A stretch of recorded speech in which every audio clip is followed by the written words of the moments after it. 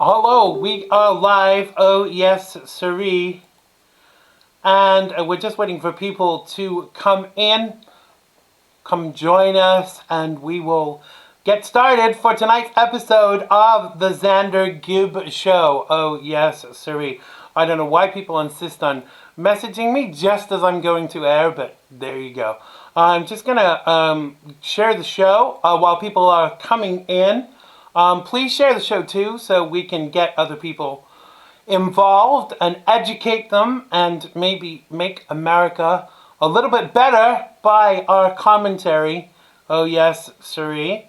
So I'm just going to go and share this show while people are coming in. Hello to Yaz. I will say hello to everybody individually when I have been able to click the share to all of the groups. So please share this on your page, and I will just share as while we are waiting for people to join us. Oh yes, siree, so people know that we are here and we are making a difference, and we are not only making America great again, but we are also changing the United Kingdom one vote at a time. And we will talk to you a little bit more about that very soon, because there's going to be an election in the United Kingdom, and we don't want the Labour Party to get in, because we don't want the United Kingdom run by a Marxist. Oh no, siree. And we will talk a little bit more about that when our group is a little bit more populated. When I've clicked all of these shares, so if I share to a group that I'm not supposed to share to, I am extremely sorry, but I am doing this very rushedly. So if I share to a fly tipping group and I'm not supposed to, or a fan club that I'm not supposed to, I do apologize. We are nearly there. And while the group is populating, and then we will play the opening titles, and we will get this show on the road, as it were. Oh yes, siree. I think we are nearly there with the shares. I hope you're all sharing out there and making sure. Gosh, so many places to share to. We are nearly there. I think we are there. Oh, yes, siree. So let me have a quick look. Let me open the feed in another page. Welcome to the Xander Gibb Show. If you're still coming in, let me just make sure that we don't get this double bubble with audio, which often happens. No, I want the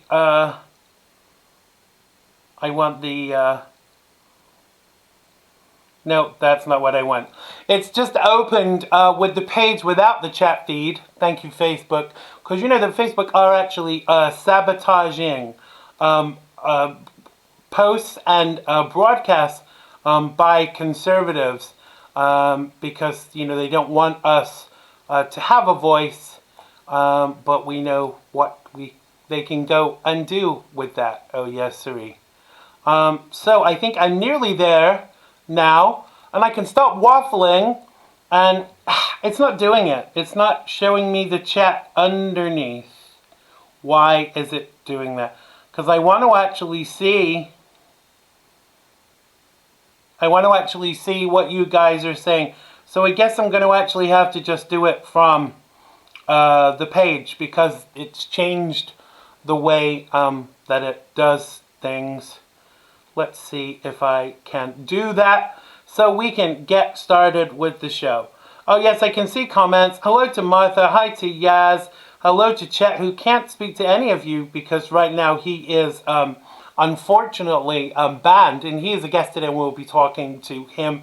So we are gonna get rolling, and we're gonna play the opening credits. In 3, 2, 1. Life, it has been good to me this time around. Things were they are bound to change when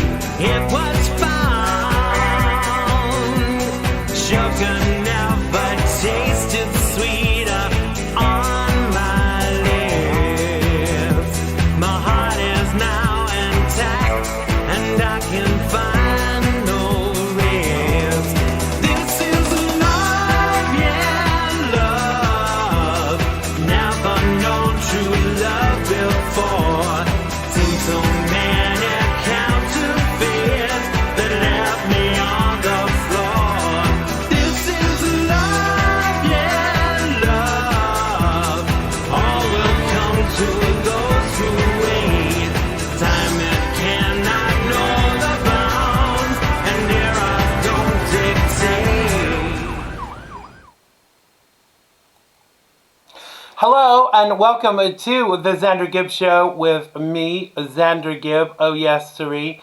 We are live on YouTube, and we are live on Twitch and several other channels. I don't know what's happening. It looks like...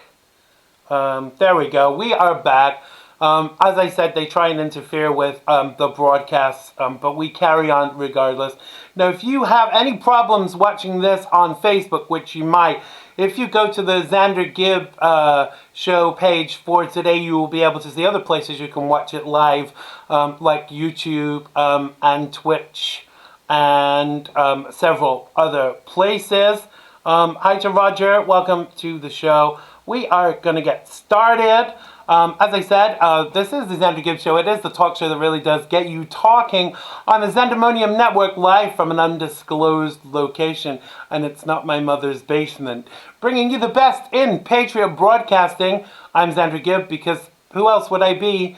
On today's show, I get on my soapbox and give you the chance to get on yours in our phone-in. Chet Martin, anchor from Freedom and Deck, joins us, and he's part of our Xandemonium family to break down this week's hottest topics. And later, author Matt Margulies joins us to talk about his books and branching out into political cartoons. Looking forward to finding out a bit more about that. You can have your say in the live feed, and as usual, I'll be sharing your comments as we go, so keep them clean-ish, folks. You can call in when we get to that section, 845-363-4747. That's 845-363-4747. That's if you're in the United States, but if they're in the UK, you can Skype me at Xander Gibb, which reminds me, maybe it would help if I switched on the Skype. So many things to remember. You see, I don't have a producer. I do all of this myself. As I said, in the UK, you can Skype me at Xander Gibb. I will, of course, be back with Joe Messina on the real side at 7 Pacific. You can follow me on social media everywhere but Twitter, because Jack is a scaredy cat who is addicted to Chick-fil-A with zero opinions of his own. Oh, no, not a single appearance, I was going to say then. Let's say, Roger's saying, check out Xander's podcast in the podcast feed. And Roger is also saying, what's up? So please be sure to share this live feed so people know that we are out there and they can join in with us too. It's time for Soapbox now, so switch off if you're easily offended. But I guess if you are easily offended, you wouldn't be watching anyway, knowing my level of commentary. So Brexit is on the back burner in the UK, proving that Bojo is willing to bow to Jeremy the Marxist Corbyn. And it's clear that we will get Brexit by maybe 2077 or thereabouts. And in the interim, we continue to line the pockets of the EU. I will be actively campaigning to ensure that Corbyn, the Marxist, does not become the Prime Minister, as I worry who will be the first terrorist he will sympathise with and be inviting to 10 Downing Street for a cup of Rosie Lee. We can and must stop this man from becoming the leader of the British people. His ideologies and support for those who oppress us is worrying, to say the least. He is the white Obama. There, I said it. He wants to give everyone in the UK free broadband, which is internet to Americans. Why? Why is that a bad thing? Well, because it's easier to monitor you if he controls the internet. And if you are listening in the UK and don't want the UK to turn into another socialist shithole, yes, I said it, do not, I repeat, do not vote Labour. Bad for Britain and bad for you. That is the Labour Party of today. Now, for those of you asking if my support has dwindled for President Donald J. Trump, in light of the attempts of Nancy Pelosi and co., I would spit, but we have nice carpet in the studio, to try and impeach him, definitely not. Now, when you look at this for exactly what it is, a cover-up of several things, it's clear that the Democratic Party are running scared for 2020 without any clear leadership or strategy. They can't win, so why not do what they did before? With the accusations of Russian collusion, the cover-up of the murder of Jeffrey Epstein, which could bring the left to its knees, is one of the reasons for this action, and also the fact that Pelosi and Biden and other senior politicians on the left benefited directly from their children taking jobs in the Ukraine. Now, when the president of the Ukraine alerted President Trump to this fact, quite rightly he suggested that he look into the matter. A highly appropriate level of response, in my opinion. Highly presidential. Corruption on either side of the aisle affects all Americans, and with the left demanding a level of transparency, why shouldn't it be investigated? Why is Pelosi involved? Now, isn't this a conflict of interest? If you're so blinded by hate that you're willing to believe that President Trump colluded with a foreign power, then let me shock you even further. Barack Obama and senior Democrats colluded with Theresa May, the then UK Prime Minister, to produce what is known as the Steele dossier. This was proven to be a dishonest document which they used to try and stop a private citizen, a then private citizen, Donald J. Trump, from running for president in the USA. This is collusion with a foreign power. Is the president of Ukraine a liar, or are the Democrats liars? I know where my money is landing. Now, the president did nothing wrong suggesting that the president of the Ukraine investigate the dishonesty of Biden, Pelosi, and co., but go ahead and ignore that provable fact, and let's just further the witch hunt against an innocent man. Witnesses, I hear you say? Third party, I hear you say? Ha ha. Believe all of the misreported commentary and actions, because that's okay, because the orange man is mean. But hear this, I would rather 10 Donald Trumps in power than one Democrat. He may be outspoken on occasion and have his own style of governance, but he will never sell us down the river or put us in danger like the left. God bless Donald Trump and God bless America. Isn't it time to investigate the investigators and stop wasting American taxpayers' money? They're clearly covering up their own dishonesty and failures in their actions, and frankly, we are tired of this BS even. Hillary Clinton and her demon seed, Webster Hubbell's daughter, were in the UK this week, hinting at yet another failed run in the presidential election race. Now, why would you give the keys to the country to someone who has lost $1 billion while at the State Department, left Americans to die in Benghazi, sold uranium to Russia, and covered for her husband's 40-year rape spree? Go on, guys, sue me, I dare you. America and the UK deserve better than the trash like Clinton and Corbyn, and would be far safer without them at the helm. Don't vote with your feet, vote with your conscience. Research your candidates and cancel out those with no commitment to your country and with ideologies of destruction like socialism and Marxism.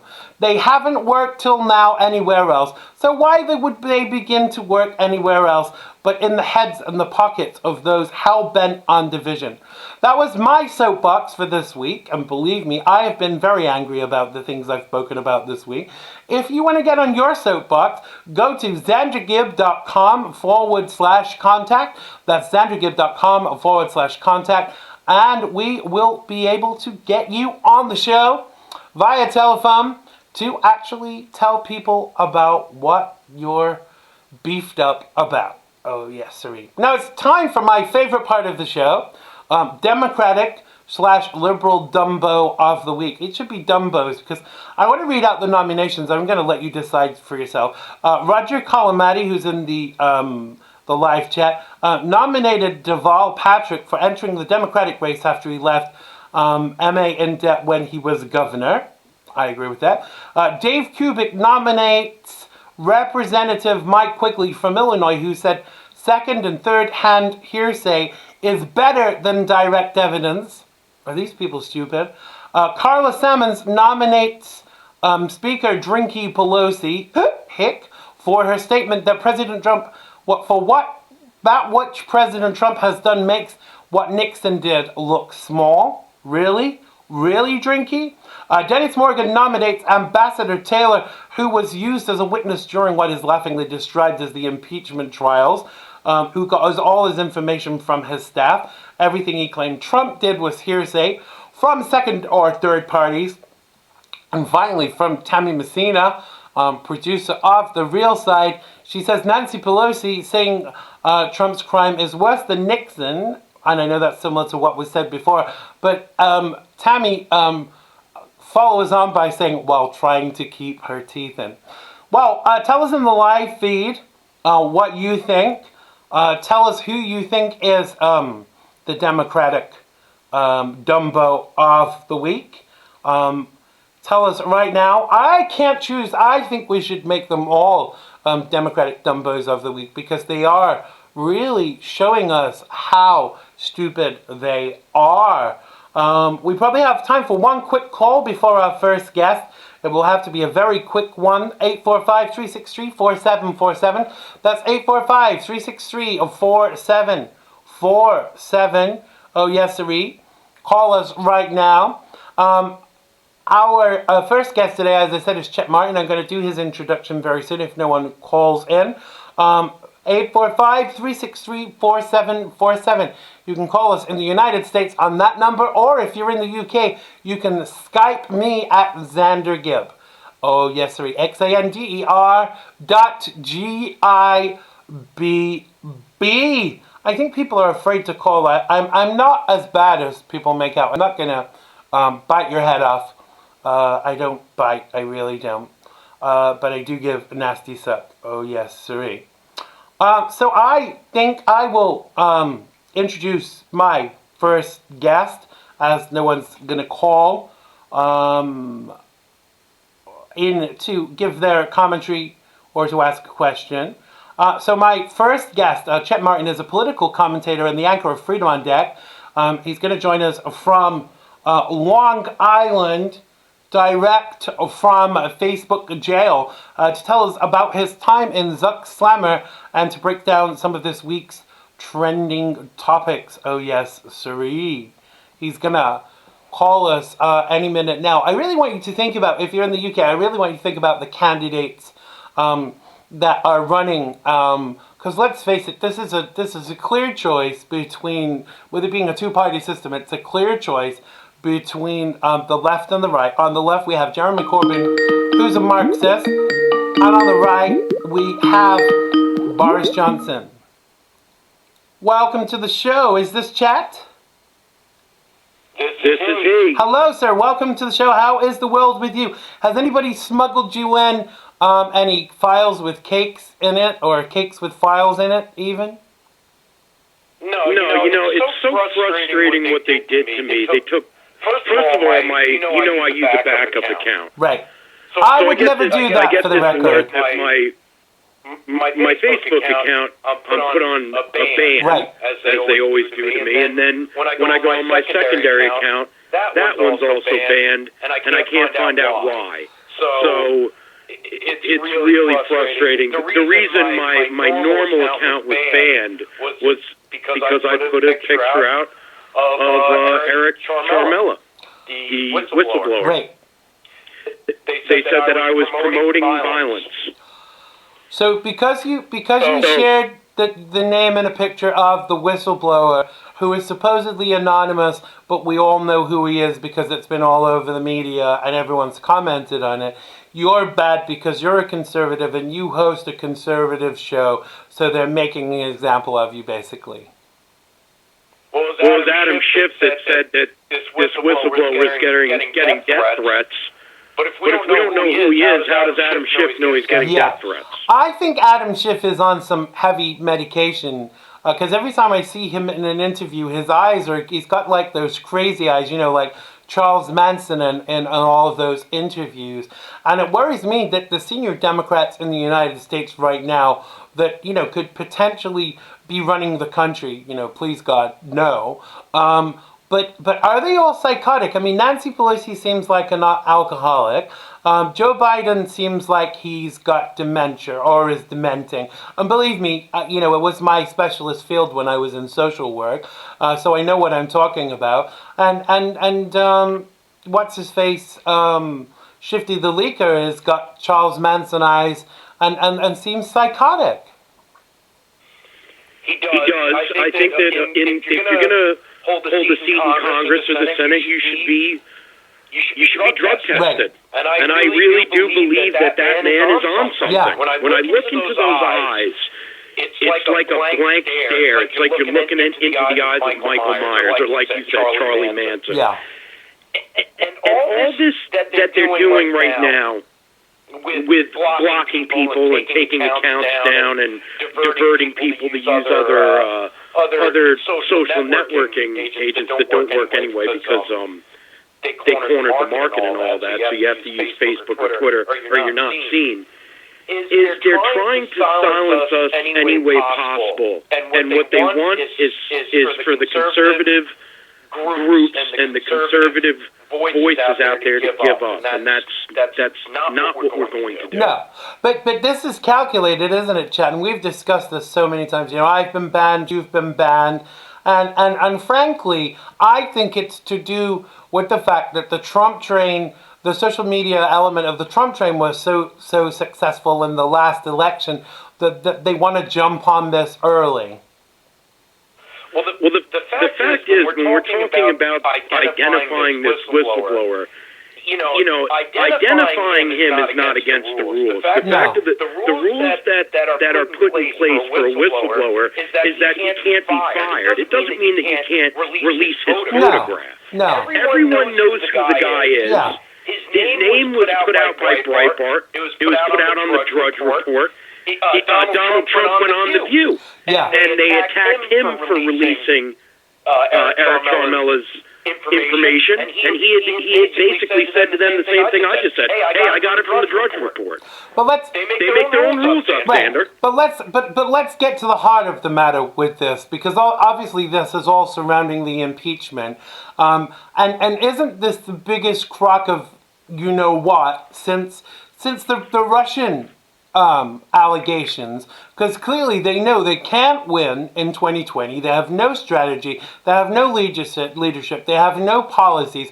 So it's actually easier to use the stupidity of some voting Americans and encourage them to think that Donald Trump has colluded with a foreign power because they know they can't win an election. Because this is just BS. I mean, I would have said the same thing. If the Ukrainian president rang me and I was the president of the United States, I would say, if you think something dishonest has gone on, you look into it. Isn't that a fair enough response? Well, everything over the past 2 days, I believe, fell apart for the Democrats. You had Adam Schiff. He wasn't allowing Republicans to submit statements they made on multiple media outlets, cutting them off concerning the whistleblower, the same thing we were talking about. And this whistleblower, what he was preventing them from talking about were security clearances in order to testify for the whistleblower, which Adam Schiff was promoting through the media himself. And that's what really blew my mind about this whole thing. This guy goes from point A to point B and back and goes back on his own word, and he gets away with it. I don't understand how this guy is the chairman on this committee still. He's lied through his teeth. He's created his own narrative. He's made up stories in front of the world. And he's still there. But even it's unbelievable. But even what beggars an even bigger question is, why is Nancy Pelosi involved? Because this Ukrainian incident is regarding her son, Joe Biden's son, and some other senior Democrat's son. And does this not? Should there not be at least an appearance of propriety? Because they're not appearing above reproach, because it's their kids that are involved. Why is she involved in investigating the president with regards to something that the outcome directly affects her family? You know?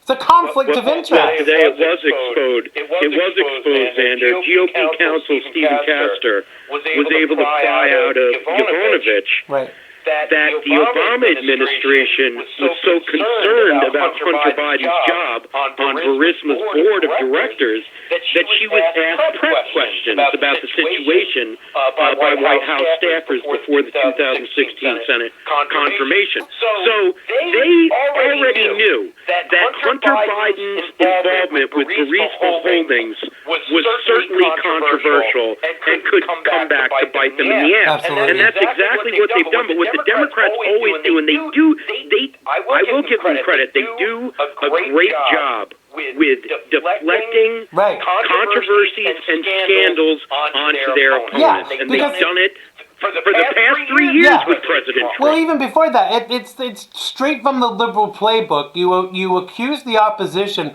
of the things that you have done. Like, for instance, with Russia, you only have to follow the money trail. You know, the donations from Russia to the Clinton Foundation, the fact that Bill Clinton got paid $500,000 for one lecture. I mean, what does Bill Clinton have to lecture on that's that interesting? How to get away with rape, maybe? You know? Yeah, well, I saw that they were having a Q&A with Bill Clinton about all this controversy. And he's in his own hot water because it was the ABC whistleblower who got fired from CBS that had squashed the story with Jeffrey Epstein that connected Hillary Clinton and Bill Clinton to Jeffrey Epstein. And right now, no one's talking about that. And I think that's being done on purpose. So let's talk about that for a second, because this is part of why they've done this. You know, they create these fake, stories in order to cover up what they're doing. They do. Now, how? I want to touch on that for a minute, because how could Jeffrey Epstein end up dead in a cell and supposedly kill himself when there were guards there were cameras there, and all of those things? You know, I'm going to go on record, and she can sue me if she wants to. When I said this in the preamble for the show, I think the Clintons were involved in Jeffrey Epstein's murder, and how many more people have to die or be attacked or hurt in order to preserve their criminality. The Clinton cartel is the biggest crime family in American politics that there has ever been. Right. And yes, they do continue to knock people off. And yes, Jeffrey Epstein was one of those people. Jeffrey, a lot of people jumped on the story when it first came out, and they connected a lot of the dots having to do with Parliament and, having to do with some of our senators, some of our actors, some of the Hollywood bigwigs and directors. And listen, that's what they're trying to prevent. Why do you think ABC would try to squash this story, but to protect their own? That's what it is. Even Prince Andrew is going on the TV tomorrow in an interview to try and clear his name. And the American woman who, her name escapes me, who, I saw a clip of her earlier saying, Prince Andrew had sex with me while I was a minor twice. And it's astounding that even the royals are involved in this. You see, for me, if you commit a crime, I don't care if you're the president or a member of the royal family or a Hollywood actor, the law is the law is the law. And this woman, she's now a woman, but this happened when she was a child. She's saying that whatever was going to happen to Jeffrey Epstein should happen as in the prosecution of Jeffrey Epstein, not the fact that he was murdered by the Clintons. Whatever he was going to be prosecuted for, Prince Andrew and all of these other men that had abused children and minors should be up for the same thing. What do you say about that as a parent, Chet? I totally agree. The thing that's so egregious about this whole thing to me is the biggest media conglomerate in the United States covered up for the largest scale pedophile ring that had ever been in the news. Exactly. And this woman that got fired, Xander, she was going to break this story 4 years ago. We all knew about Jeffrey Epstein's pedophile island, but a lot of people took it as conspiracy theory. Oh, you're just a right-wing kook. Well, it's amazing that eventually this all comes out in the open, and then we don't look like conspiracy theorists anymore, but they bury the story anyway. But they say this about all these things. They said this when Donald Trump said, that Barack Obama was spying on him in the lead up to the election, and people poo-pooed it and laughed and said, it's a conspiracy theory. But everything he said has been proven. The thing is, what does the left have to do to, even all of this in Ukraine? It's just, it's provable that senior Democrats got their kids' jobs for favors in the United States, in the Ukraine for favors in the United States. Why are we discussing Donald Trump saying, yeah, look into it if you think it's something that's happened. Why are we not discussing the fact that 3 senior Democrats have broken the law? Because they're the protected class, Xander. Barack Obama, we know what he did to President Trump. He was illegally spying on the Trump campaign from day one. Right. He was using foreign intelligence to do it. And Hillary Clinton was involved. And when they wiretapped that man's tower, which is Trump Tower, Yeah.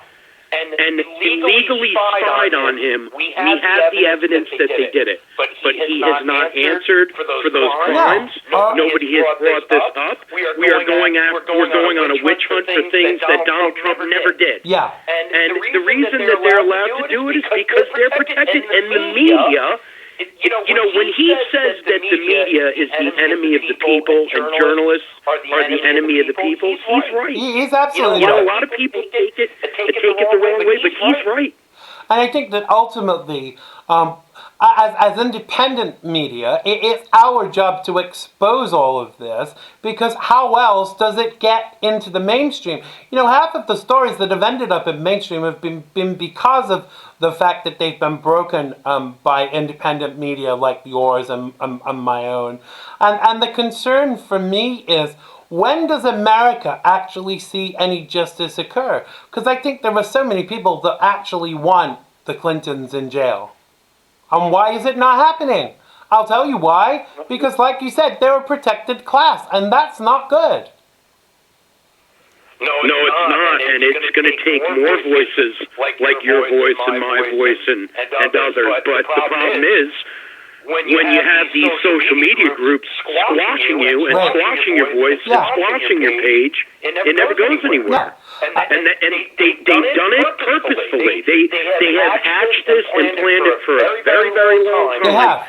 We're not hearing from Walter Cronkite anymore, Xander. Now it's Anderson Blooper and the rest of the cast of rejects on CNN that are planning out to take President Trump down. We saw people admitting to that, to the admission that CNN was going to be a key element of getting President Trump impeached from this jerk lawyer that is backing the whistleblower that actually said they were holding a coup. He admitted it, and no one is talking about it on the media.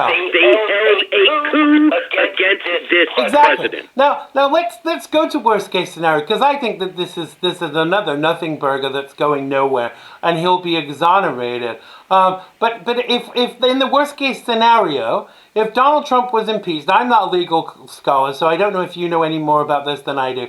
But what would happen is that VP would take over and become president. Then he could make Donald Trump his vice president. And then he would resign, and it would make Donald Trump president again. And he could make then the VP again. Is that your understanding too? I've heard that one before, but the fact of the matter is, once it makes its way to the Senate floor, it's going to go nowhere. It'll be kiboshed unless the Republicans are that, feckless, which I would hope they're not. But you never know in this country. The way things have been going, you just don't know. But I'm pretty confident that it's not going to happen. What they're doing right now, what the Democrats are doing, is they're trying to keep this cloud hanging over the Trump presidency as long as they can. You know it and I know it. Of course. Now, my sister reminded me of something the other day, and I was in the UK at the time, so I can't remember much about it. But when Bill Clinton was impeached, she said he was actually impeached, and obviously we knew who his whistleblower was. But was he impeached and didn't have to leave office? Do you remember that far back? Oh yeah. I was in high school at the time. I remember Bill Clinton being impeached. Sure. Right. Sure. Yeah, he didn't have to leave office. There's nothing saying that when you get impeached, you leave office. No. But the Democrats seem to think that, don't they? The Democrats seem to think Maxine Waters thinks it's a flavor of ice cream, impeachment. But they seem to think that if the president is impeached, he will leave office. But that's not the case. I mean, I don't doubt that this is all fodder for the Donald winning in 2020, because it speaks towards the dishonesty of the left and the continual BS of them. I mean, because this is costing us money. This is costing the American taxpayer money every time they do this. Well, you have a lot of stupid Democrats in Congress. Remember the congressman that there was a congressman that actually asked if Guam would sink if too many people were on it. Do you remember that one? Actually thought that the island of Guam would sink. What was this? And this is a sitting congressman. What was the one that Maxine Waters said? She didn't know where a certain place was. Where was it? I can't remember. I mean, they are that stupid. How do they remain in office? You see, this brings me back to a point, and I'm sure you would agree with this, for both the left and the right. I think that we need to have term limits in every state, because it would stop the level of corruption and inactivity and failure amongst senators and representatives. And that's another reason they hate President Trump. President Trump was an outsider that the American people picked and decided to put in office, the highest office in the United States of America, and they hate it. They hate an outsider, this brash businessman. Look at what he's doing right now. Look at jobs. Look at unemployment numbers with the black community and the Hispanic community. Absolutely. Just look at the economic move, and look at the defeat of ISIS. Right. And look at how he's, killed the ISIS leader. All these great things that President Trump has accomplished, Xander, and they don't care. Absolutely, but you would think those things alone would enamor them to this president. But we are running out of time, chat. I want you to tell us very quickly who you've got on Sunday and where people can listen to the show.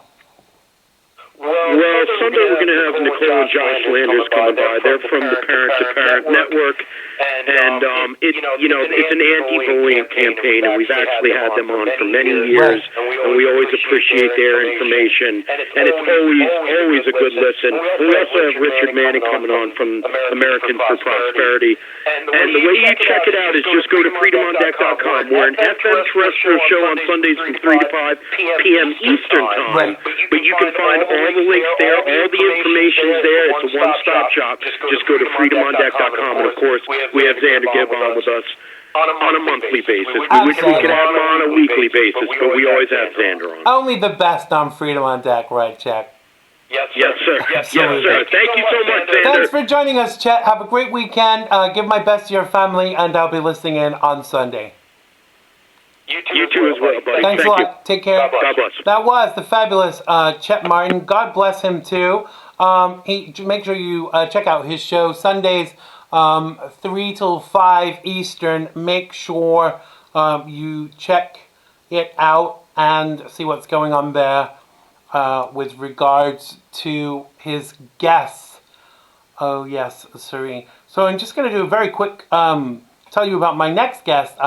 Matt Margolis, who is a political author with titles under his belt like Worst President in History, The Legacy of Barack Obama, to his latest book, Trumping Obama. We're going to find a little bit more about that. He joins us tonight to give us a glimpse into these titles and his recent journey into political cartoons, and he's going to join us any second. If you're not following Chet on social media, all of his links for the Freedom on Deck stuff is on the Xander Gibb show page for today. Let's have a quick glimpse at the live feed while we wait for Matt to call.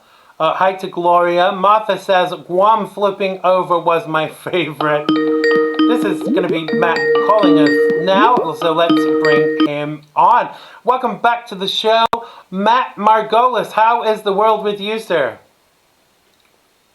No, it's just fine and dandy. Wonderful. And where are you? You're in New York, aren't you? Yep, I'm in good old Buffalo. Wonderful. New York upstate New York. We have a lot of British listeners, and they like a little bit of a geography lesson as part of the show. So welcome back to the show. As I said in the preliminaries, that you are indeed an author, and you've written many books, far too many to list tonight. But if you actually go to the Xander Gibb show page for today, if you click on the link format, you'll be able to see all of his books on Amazon for you to purchase. So I want to kind of, rather than go all the way back, I want to talk to you about your latest book, Trumping Obama. Tell us a little bit about that, and tell us what inspires you to write from a political perspective and the level of response you get. The simple thing to say about Trumping Obama is that this is kind of like my answer to the never Trumpers who believe that Trump isn't a conservative president and shouldn't be there. I think this book makes the case quite strongly that not only is Trump a conservative, but he's a conservative fighter that Republicans have been wishing for so long. Right, absolutely. We've had conservative presidents in the past, but none of them have fought back against the Democrats as strongly as he has. Right. And I think it's clear, based on the impeachment inquiry that we're seeing right now, that Democrats will do anything to get back power. They'll do anything to destroy Republicans, whether it was this impeachment inquiry, whether the Kavanaugh hearing, all this stuff. They will destroy Republicans any chance they get. For sure. And Trump is having none of it. For sure. It might surprise you to know that I was actually a never Trumper. I was a cruiser. But when the point that Donald Trump won the nomination, I was convinced that he was not only the man for the job, but I was prepared to admit, as a broadcaster, as a commentator, that I had been wrong about him. Because I think, like many Americans, I based my perspective of him from the guy I'd seen on the TV that said to people, "You're fired." Do you think that has been a common response with some of the never Trumpers? For sure. I wouldn't have called myself a never Trumper. I was definitely more never Hillary, but I was not a fan of Donald Trump for the majority of the campaign. I was not happy when he decided to announce his candidacy. I was really upset to see how many people were just kind of jumping on the Trump train just so easily. I didn't believe that he was the genuine article. No. And I'm glad to say that I was wrong. And that's what this book is all about. It's I tell a story in the beginning of the book about how I was wrong about Donald Trump. Right. I didn't believe that he was the candidate for conservatives, and turns out that he was, and I'm thankful every day that he won. Absolutely. Boy, was I wrong. People. I was called by various media outlets asking me at the time what I felt about Donald Trump being the candidate, and I said, "Oh, he's running on the wrong ticket." And Democrats remind me of these things that I said, but I'm always prepared to put my hands up and say, "Yep, I was wrong." And I have to say, I think that Donald Trump is the best president, and for 50 years, maybe more. Would you agree with that?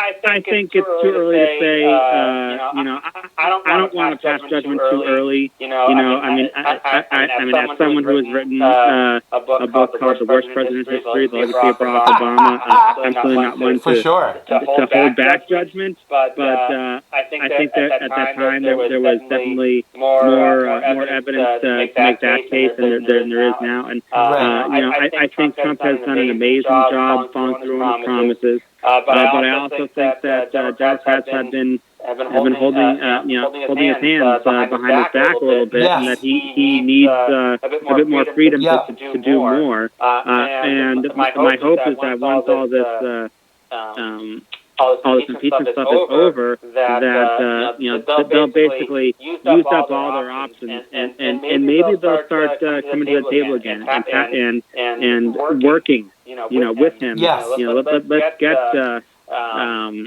get this new trade deal passed. Let's finish the wall. Let's do all these things that need to be done. Exactly. So you touched upon Barack Obama, the worst president in history.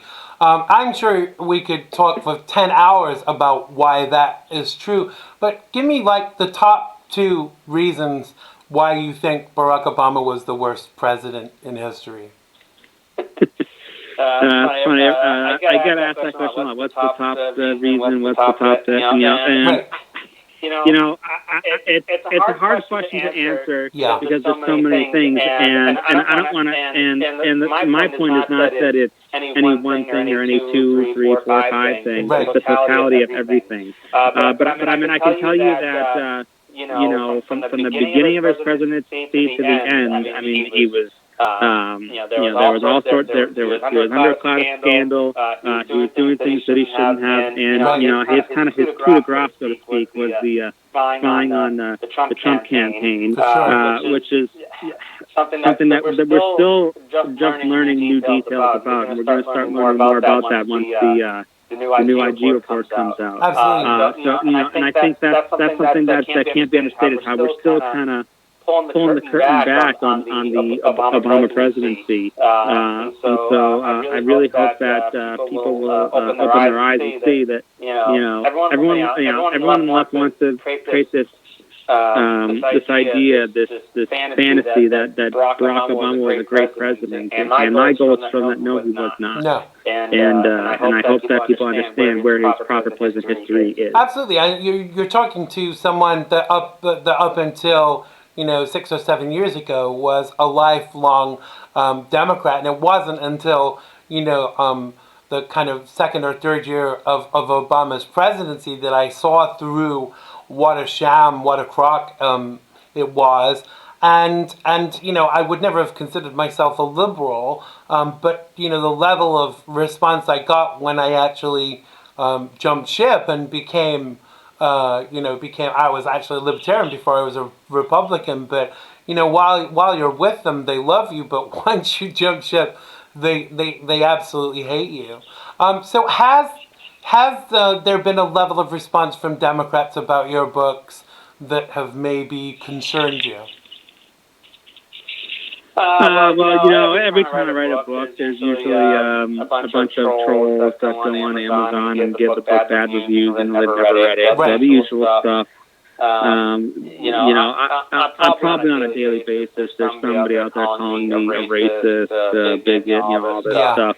Par for the course, when you're out there talking about this stuff and trying to speak truth to power and talking about facts instead of feelings, you're basically going to be labeled a bigot from the get-go. Absolutely. I'm called a homophobe, and I'm openly gay, so it's kind of hilarious how the left has this go-to of calling people haters for merely disagreeing. Have you had any death threats during your time of writing political books? Oh, sure. Yeah. Actually, I get the occasional death threat. Someone on Facebook recently, in the past month or so, told me that if he ever saw me in the streets, that he would, do something. Right. It's unfortunate because we're talking about political disagreement here. Yeah. This is something that our right and opportunity to disagree is a very basic American value. And yet now you can't say anything without worrying about what's someone over there going to think. Are they going to hurt me if they don't like what I believe? Yeah. And that's just completely un-American. But wouldn't you agree that this is more on the left than the right? And I'm not trying to politicize this, but you don't see Republicans and conservatives going out and beating up on the left. But the left has its own wing of bully boys and Antifa. We don't see this on the right. We don't hate people for disagreeing, and we don't kind of beat them up and rip their hats off and et cetera, do we? Well, we didn't go out in the streets protesting when Barack Obama won twice, and I think Obama was far worse for this country than anyone, I think, in our lifetime or before then. And, a lot of us knew that, but I think one thing that I think stands out is that Republicans are willing to give Barack Obama a chance. If you look at Barack Obama's poll numbers, he came into office with a historically high approval rating, which meant that Republicans who might have felt a little bit burned after that election still said, "Well, let's give him a chance." Yeah. No one gave Donald Trump a chance. No one on the left did. From day one. And from day one. Yeah, even before he won the presidency, even from when he threw his hat in the ring to run in the presidential race, they treated him and his family badly from day one. Now, if people had done the same to Barack Obama that they've done to Donald Trump, there would have been a race war. That would have been racism as far as they were concerned. Which is you talk about Barack Obama's daughters. You can't go there. Exactly. Those same people who said don't go there will go after Barron Trump like it's no big deal. Right. Absolutely. Yeah. Because I don't know. I think that everybody had to afford a different level of respect to Donald Trump, to Barack Obama. I mean, I never said, he's not my president. I mean, he was still the president of the United States, so even just his office afforded some level of respect, I mean, just compare what happened with, in the aftermath of the death of Osama bin Laden versus the aftermath of the death of al-Baghdadi. Totally different reactions from the people based on who was in the office. And that's just sad. It is. It really is. It is. Now I want to change direction a little bit now because this is a great segue because you've changed direction a little too, and you've moved into the realm of political cartoons. Tell us what prompted you to do that, and what kind of response are you getting?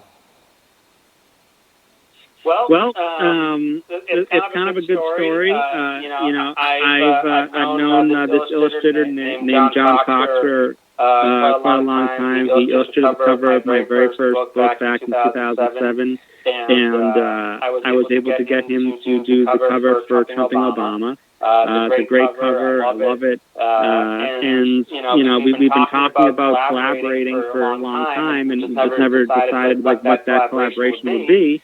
And a month and a half, 2 months ago, just kind of occurred to me that we should be doing political cartoons. He had done them years ago with another writer, and was very successful at it. And but he'd been out of the game for a while, and I wasn't sure if he still wanted to do that, but he was very open to it, and so we put our heads together with my ideas and his artistic talents, and that gave birth to Margolis and Cox cartoons, and it's been a lot of fun trying to bring a different way of giving commentary on the news of the day through humor and art. And the response has been very good so far. We get a lot of shares on social media, and the traffic is building up nicely. We're still very young. But, we've got a few dozen cartoons already, and it's really good. We're really proud of what we're doing, and we're looking forward to seeing where it goes. Absolutely. So with regards to the level of satire, is anything off the table? Because, as a comedian, I'm told I can't be funny and political too, but, that's my stick. Is there anything that's off the table with regards to your political satire? Oh, definitely not. Good. I definitely, it's my feeling that, the moment we hold back, we're doing a disservice. I have no problem touching on very sensitive issues. We did a cartoon about a month ago about the whole transgender bathrooms issue, and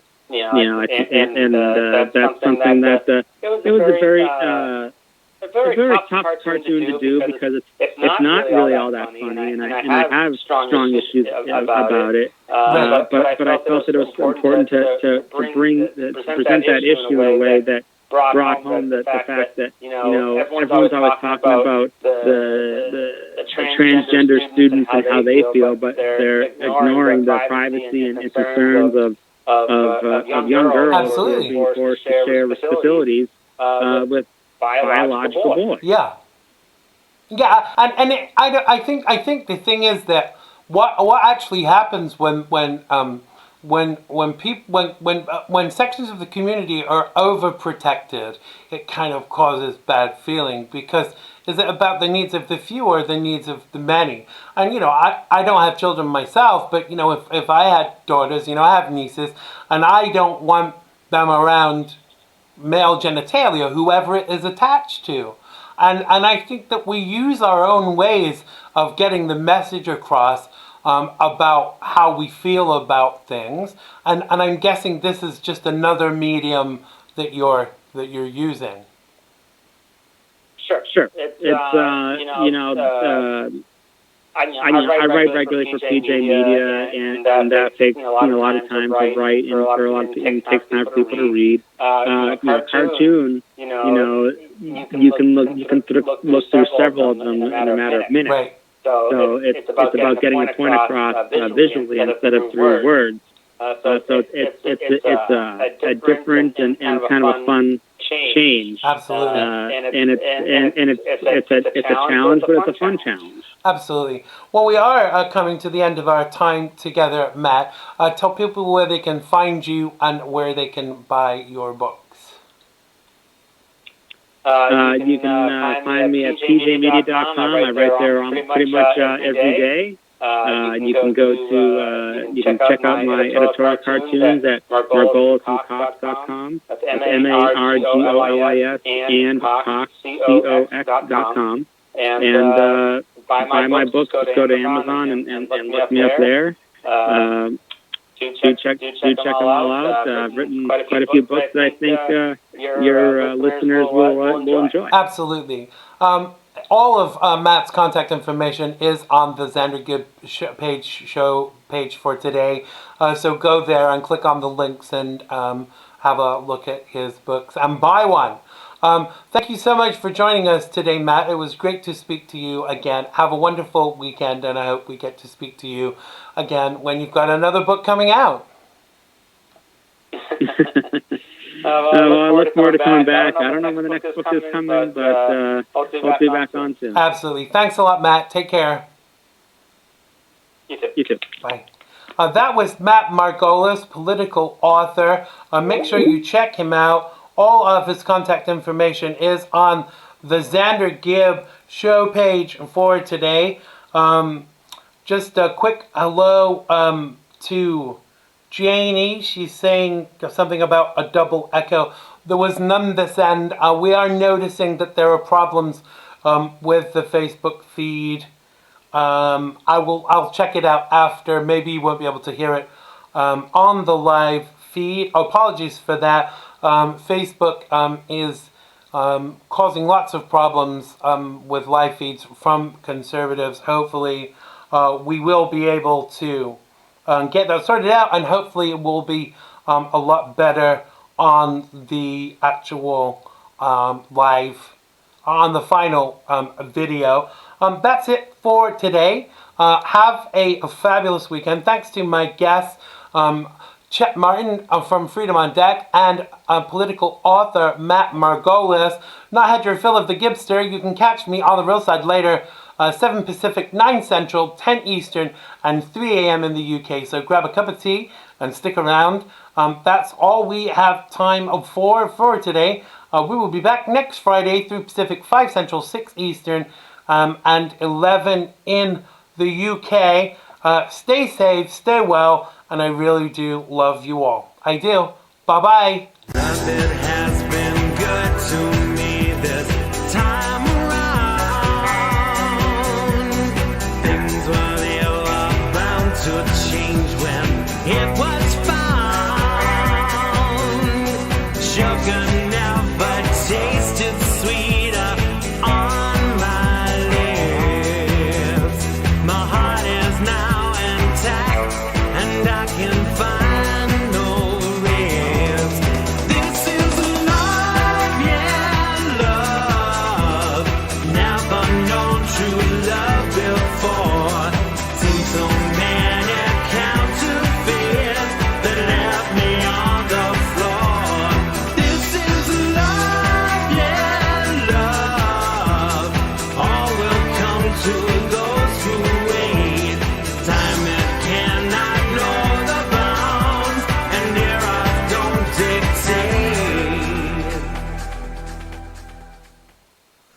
bell button and subscribe to keep up with the Xander Gibb Show. Oh yes, sirree.